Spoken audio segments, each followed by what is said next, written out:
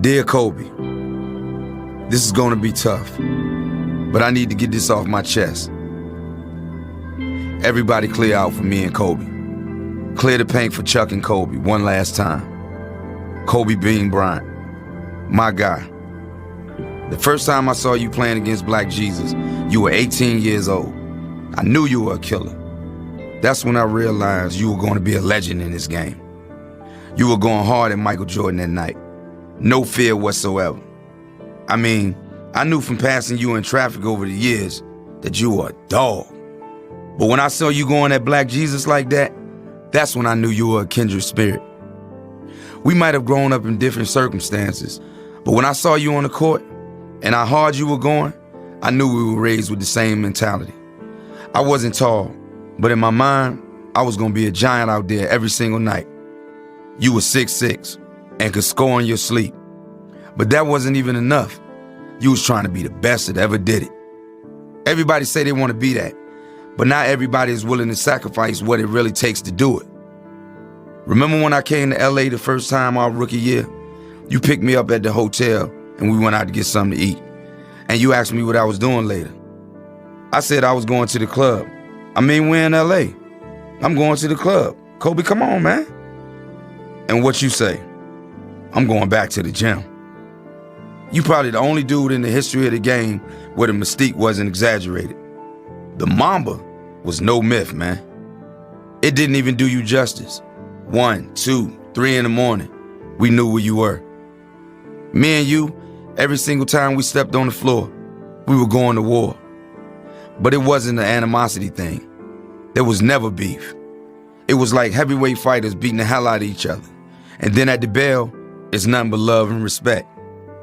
Greatness needs company, and we needed each other. Mike needed Prince, like Prince needed Mike.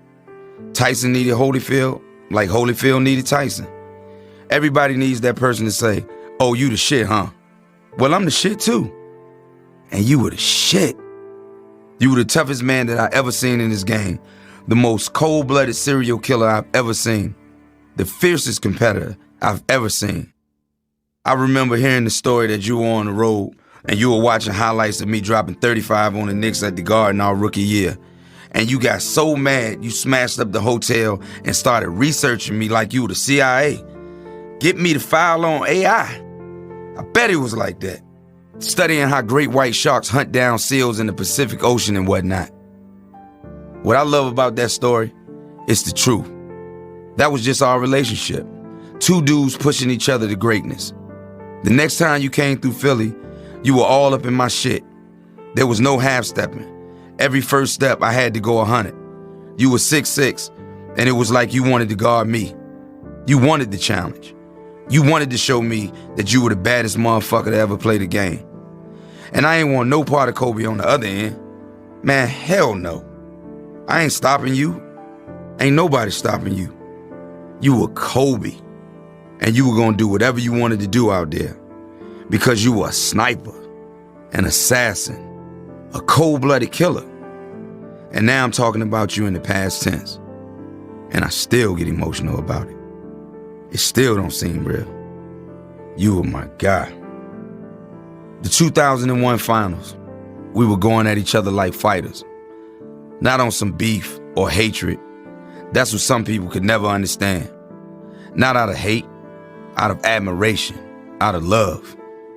I can't tell you how many pictures I've seen of me and you at the free throw line, talking shit and just smiling. Man, who the hell loses the NBA scoring title averaging 33 a game? How the hell you up me averaging 35 like that, man? Why you had to do that to me? You had to do it because you. Because you Kobe Bean Bryant. Because you're a straight up giant. You probably watch me doing my thing on SportsCenter every night, like 41, huh? Let me get 43. See how you like that, Chuck. I was always confident. I knew what I could do. I was a scorer. I was a winner. I did it my way. I won some games, but you were a champion.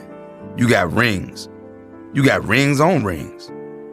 You were loved all over the damn world, and you were loved in my own house. My oldest daughter loved Kobe Bryant. She always wanted Dad to win. Don't get me wrong. but she wanted Kobe to go off too. My kids used to be always hitting me, talking about they wanted the Kobe kicks when they came out.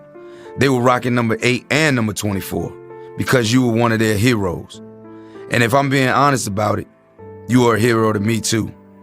Even though you were younger than me, I looked up to you because of how much you sacrificed, how much you gave to this game. Anytime anybody asks me who's the greatest of all time, I ain't gonna bullshit you.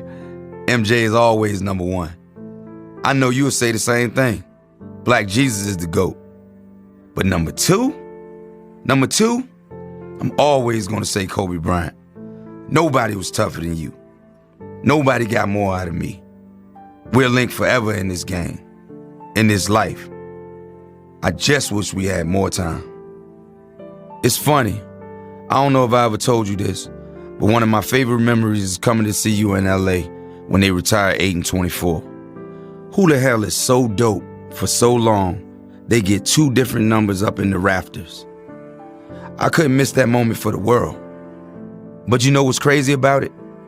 Everybody in the Staples Center was treating me like we won the ring in 2001. Security was giving me all types of problems when I was trying to get down there to the floor, man. Y'all won, Los Angeles. I'm trying to get to the court and congratulate you like that's my guy. And security is looking at me like I'm crazy. Y'all won. Y'all got all the rings. Man, I finally got onto the floor and I gave you a hug and you were holding your baby girl in your arms. That was a moment I'll never forget. I was just so happy to be there. I was happy to be a part of the legacy that is Kobe Bean Bryant. Where did time go, man? The first trip to LA feels like it was yesterday. We were just kids with everything in front of us. You asked me what I was doing later. I told you I was going to the club. You told me you were going back to the gym. I'll never forget that. You're not here on this earth anymore, but you're not going either. You just say the name Kobe Bryant, and all the memories come back in a split second. I can see you pointing your finger up in the air, walking off the court after you dropped 81 on Toronto.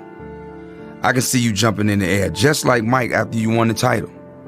I can see you standing there next to me at the free throw line, smiling, not even saying anything, just looking at me like it's on, Chuck. Those memories ain't going nowhere. And yeah, we're gonna cry. We're still gonna cry sometimes when we remember that you really gone. But we're gonna smile like a motherfucker every time we think of the memories. I don't really know how I'm supposed to close out a letter like this. I don't really know how to say goodbye to an NBA legend, a father, a husband, a friend. I don't really have the words. All I know is, love you, bruh.